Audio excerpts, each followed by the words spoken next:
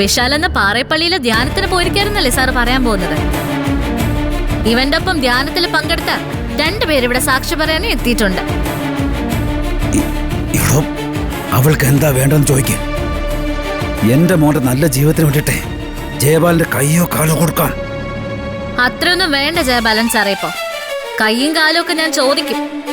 എന്റെ അച്ഛനോട് ചെയ്തതിന്റെ നഷ്ടപരിഹാരമായിട്ട്, ഇഞ്ചിഞ്ചായിട്ട്.